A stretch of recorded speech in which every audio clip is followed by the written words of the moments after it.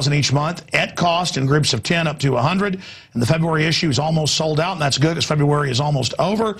And it gets into the attack on the Second Amendment and why the tyrants want your guns and the whole socio-economic breakdown on Agenda 21. It looks like a Immortal Technique shirt, but it's the right to keep and bear arms shall not be infringed. Come and take it. Poster inside. Get those at InfoWarsStore.com. Pro Pure Water filters discounted. All of it. It is so incredibly important for us to do that. And at the end of the broadcast here in a moment, we'll also show you up on screen the website for Immortal Technique. Now, Tech, we got to move quick. I'm going to try to ask my questions and shut up because I agree with so much of what you're saying, and it's exciting, you know, to have these ideas bubbling back and forth. But I want to run through as much of the other points, because we covered 4 or 5. There's like 8 more left here that we talked about before tonight's show, because this is stuff you brought up mainly. But you raised the point about how people sell their souls and how in hip-hop and rap and rock and roll, why is it all such a destructive anti-family, anti-body, anti-God, anti-liberty message? Why did MTV for 3 years push Marilyn Manson when nobody wanted to hear it? It was because it was a message the system wanted heard to control the message, because if you are awake and focused and centered, you'll see the tyranny and resist against it. But let me tell you the story I was told by a former executive inside MTV and a huge rock and roll star. I'll just say that. It's not Dave Mustaine. It's not some of the other guys that have been on. So I'll just leave it. I mean, it's huge. Household name. They were there in the mid-90s when the decision was made that this hip-hop and rap's getting really popular. Rap wasn't called hip-hop then. And we want it to be gangster and destructive. I saw that memo going around, yeah. Oh, you saw the memo? Yeah, they have a memo that's on the internet right now, not to interrupt you, where that is actually sent out. And they don't have the person's name attached to it. They don't have anything. But there's a memo that floats around the industry that discusses that. I tell people, listen, entertainment can be used for several different things. This is entertainment, yet you're using entertainment to inform people. You can use entertainment to pacify people, to placate them, to fool them, to keep them so focused on this that they don't understand you're taking this. For example, what would the United States be without the World Series, without the Super Bowl, without the NBA Finals? Those Roman Colosseums. And it's empty. Those Roman, and I'm not saying, I love basketball, I love football. How could you be, I mean, everybody that I've met here from Texas loves football. By the way, New York Giants, greatest football team of all time. But the point that I'm trying to make is, I love these sports, but at the same time, it's fake. The way that they're controlled and the way that they're put out there is exactly. That's not our real culture. So what is our culture? So let me go back, because I want you to speak on this. But just to finish, you say, oh, there's a memo.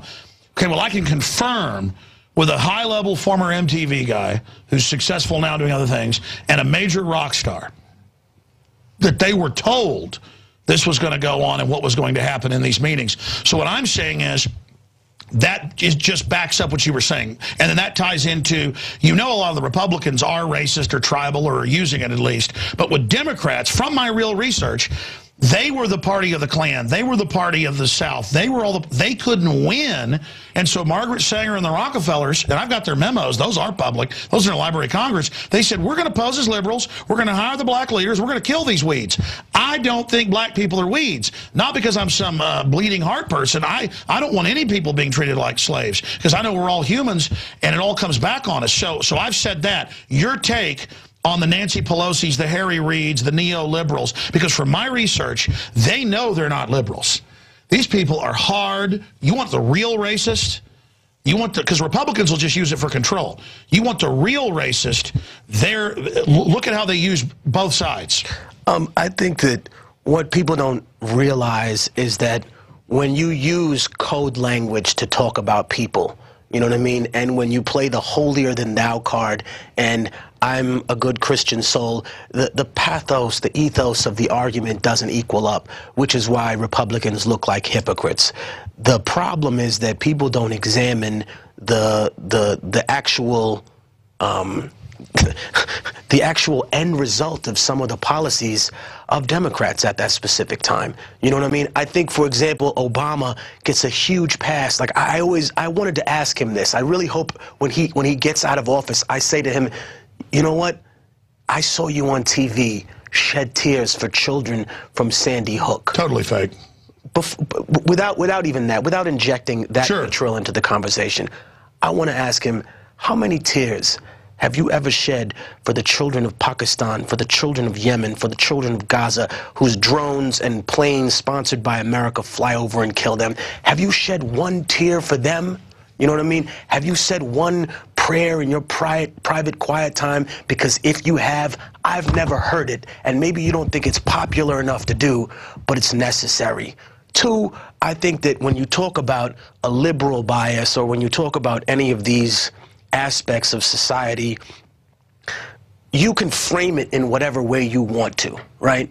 But if you are still controlled by the people economically, it doesn't matter what you claim to be. In other words, if I say I'm a martial artist, Alex, and yet some guy comes in and lays me out with one punch, I don't know a simple block, I'm not a martial artist. If I claim, oh yeah, you know, I'm a doctor, you are eating something, you start choking, I can't even perform the Heimlich.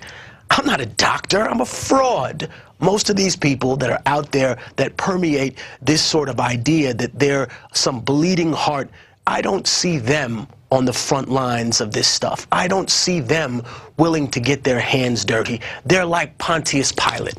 This isn't my problem. You know, in the same way that we look at it and we say, oh, America came to the rescue of Jewish people in World War II. No, you didn't. You sent the St. Louis back. That's what you did. You know what I mean? Don't sit here and recreate a lie. Our elite funded Hitler.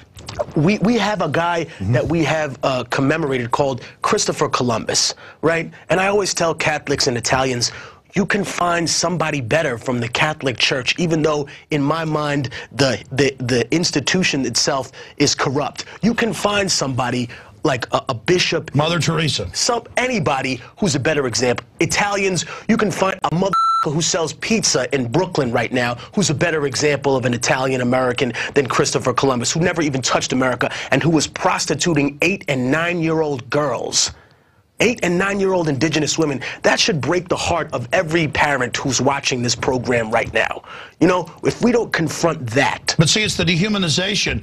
It's just like Obama decided to flip the switch and cry for the Sandy Hook because it was an agenda. But they will never personalize the kids killed by drones or the 1 million+ Iraqis, because it all is a big cold-blooded show, and it's all about how they're punching our buttons, and then they're basically dehumanizing the whole of humanity. You're absolutely right. Let me ask you something. I know that you are a supporter of Israel to a certain degree. Or at least someone's told me that. I don't know if that's true. What do you think about the way that Palestinians are disenfranchised of their human rights? That's not, we're not with the Newt Gingrich crowd here, that they're an invented people. Because when he said that, I was like, what are Americans? You know what I mean? A collective of European people that didn't want to be ruled. No, I mean, clearly the people that got kicked out of that area of Israel or Palestine are Palestinians. The people that lived in Palestine. Yes. So it's like, I think there's sometimes. Well, listen, that's all a misrepresentation. Right. Just like at the start of the interview, they take like a 15-year-old clip, right, out of context, where I'm saying, I said, now from the perspective though, the UN is against Israel. They're playing both sides. So then from that perspective, and you watch, people will cut this out. Right. I said, I support the state of Israel's right to exist. And then I went on to say, but I don't support what they're doing. Right. Now, that was like 14, 15 years ago, but I guess in like 1998, so 14, 15 years ago. Because I always thought to myself...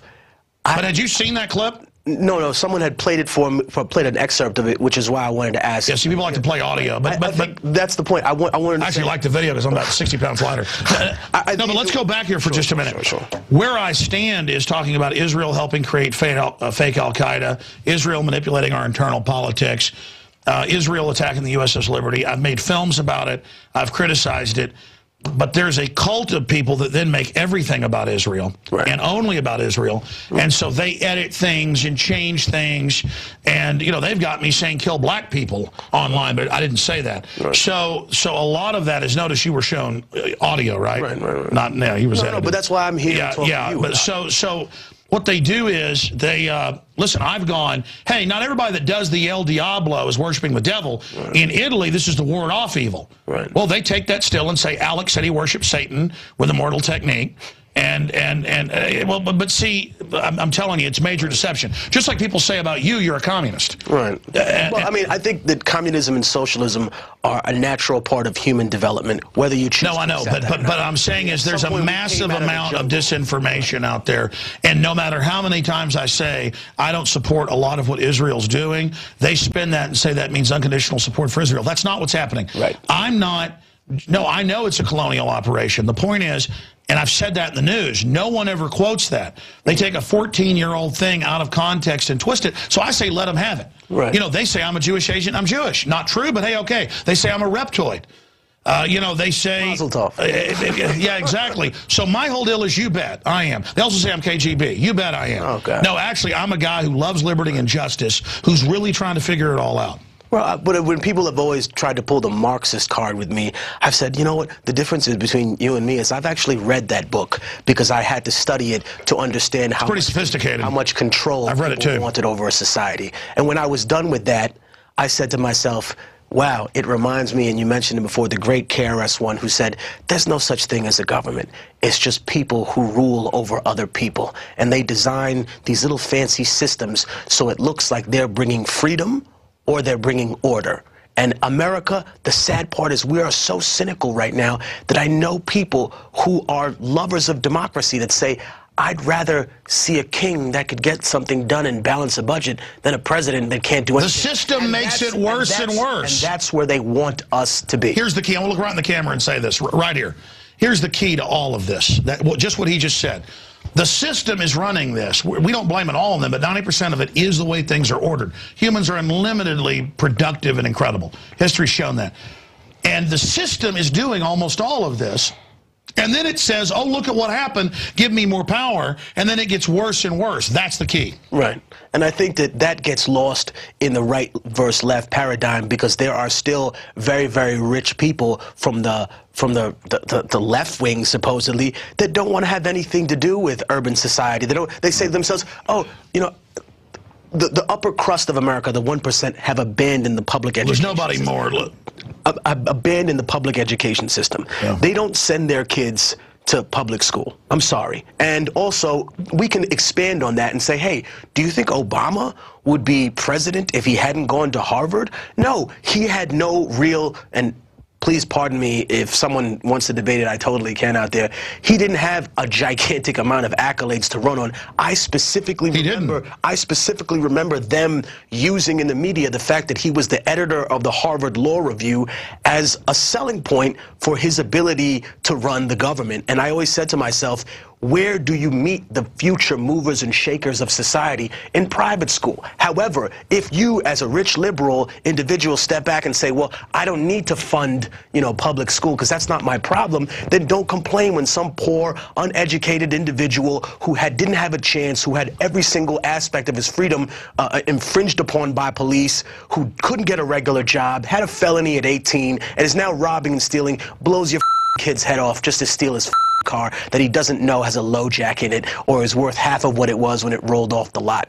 If you're not part of this society, then how are you even going to sit there and pass judgment or claim that you want to help it or claim that you're even part of America? You're either part of this or you're not. The massive amount of corporations that make money off this country want their business exported from here, and yet they want to sell to people from here. They don't want to pay their fair share of what it costs to run this country, what it costs for the military to back up those areas where they're taking natural resources out of, but they want all the benefits of it. In other words, they want to have sex with America, but they don't want to marry her. They're whoring her out. And I have no respect for those type of people, whether they come from the left, whether they come from the right. And unfortunately, I tell people, what you're going to have to deal with now, Alex, is a whole lot of frauds coming into the libertarian movement. Frauds. Oh, no. Unabashed. Look at how Glenn Beck has now announced he's the leader of libertarians. He's the leader. While trying to demonize him.